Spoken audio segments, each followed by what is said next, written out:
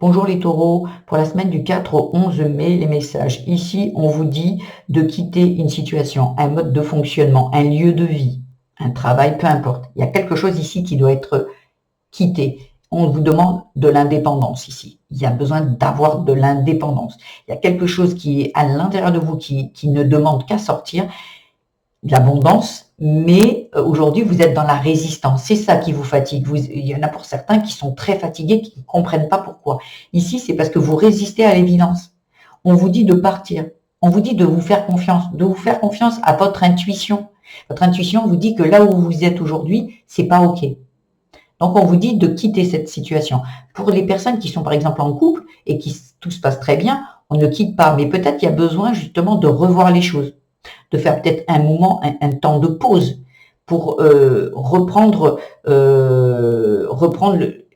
sa vie, mais comme on la souhaite vraiment. Parce que j'ai l'impression que vous étiez en réaction par rapport à un passé difficile, peut-être. Et aujourd'hui, vous avez travaillé sur vous, vous avez eu des compréhensions et vous ne pouvez pas continuer dans une situation en connaissant les choses.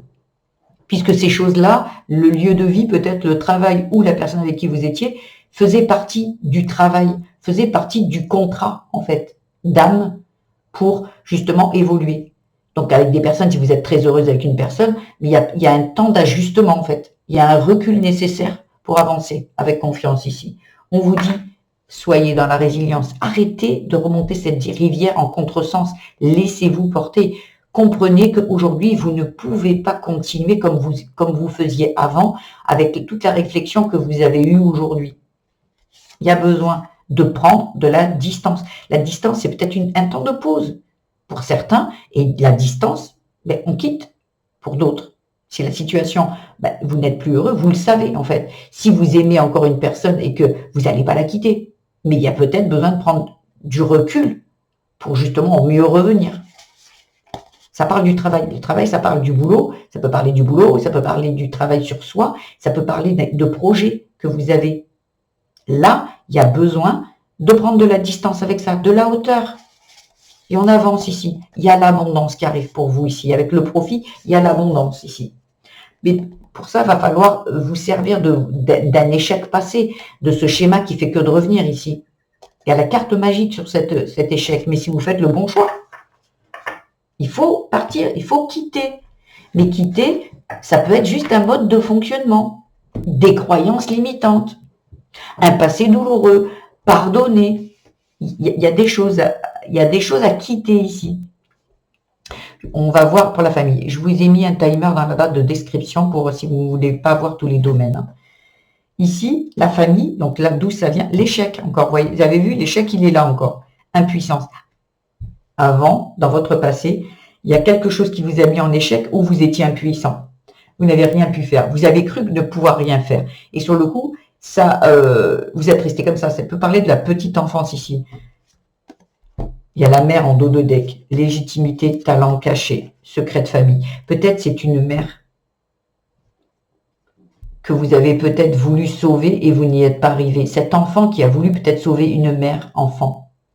Et peut-être que cette mère est restée dans ces schémas-là. Peut-être c'était une mère sacrificielle qui restait là. Et cet enfant a voulu l'aider, mais elle n'a pas pu. Peut-être c'est une personne, une mère qui est décédée, là où vous avez tout fait pour l'aider et la personne est quand même partie, est quand même décédée. Il y a quelque chose par rapport à un échec passé qui se réveille encore une fois ici et qui vous draine en fait. Non mais regarde, t'as tout fait pour maman en fait, mais à la finalité le résultat a été le même. Elle est partie, elle est décédée ou elle est restée là où elle était avec ce mari qui la reconnaissait pas à sa juste valeur. Parce que cette mère ne s'est pas reconnue elle-même à sa juste valeur. Et cet enfant qui est en vous ramène ça. Et là, on vous dit stop. Pensez à vous, qu'à vous, en fait. Vous n'êtes la sauveuse ou le sauveur de personne ici. Il y a des choix qui ont été faits par cette mère. C'est pas les vôtres. Il y a eu un contrat sur cette mère qui était la vôtre.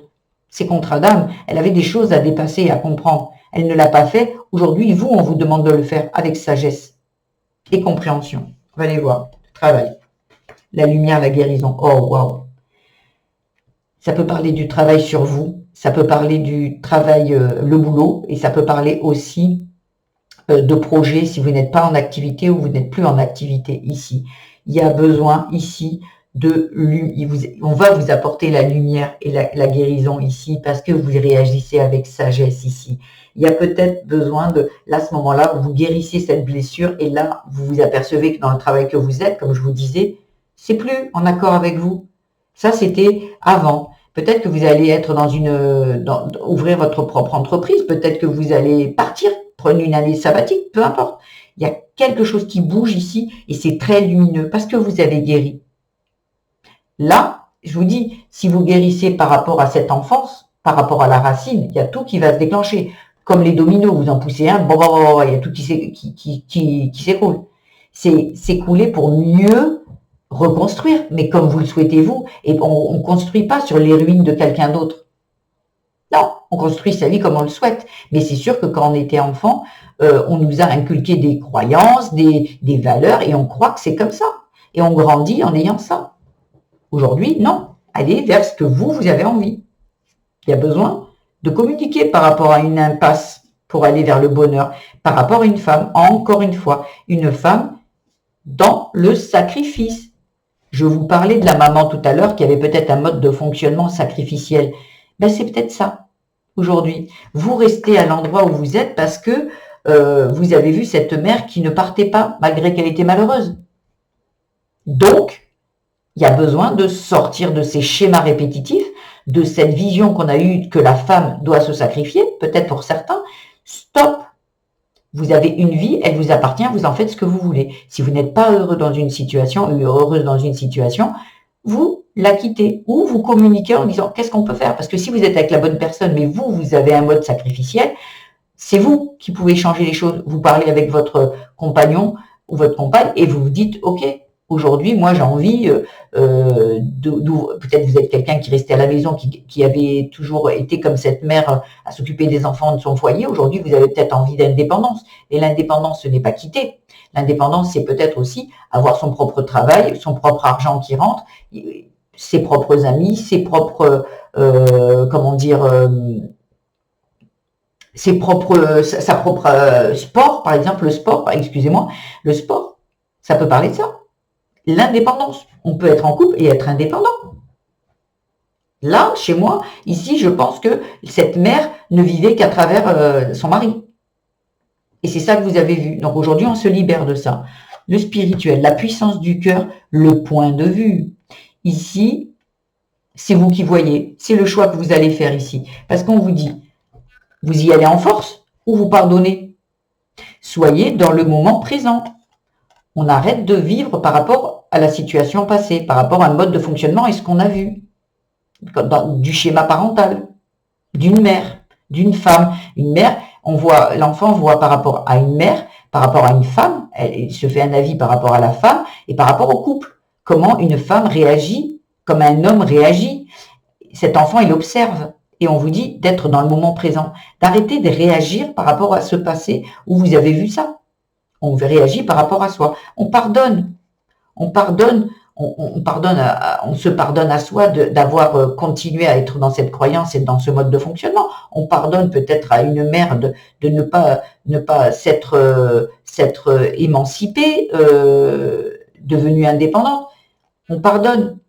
Elle l'a pas fait exprès, bien évidemment. C'est du transgénérationnel. Mais on pardonne pour avancer. On arrête d'être en force parce qu'il est là le problème. Hein.